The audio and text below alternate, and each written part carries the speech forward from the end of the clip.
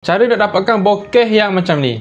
Satu hari satu info pasal kamera. Okey, untuk yang ni memang kena guna kamera, tak boleh guna telefon, tak jadi. Memang kena guna kamera juga. Lens apa tak kisah, tapi better portrait lens yang f1.8, f2.4 supaya bokeh dia lebih comel. So ni saya gunakan Sony A6300 dengan manual lens 7 Artisan 35mm f1.4.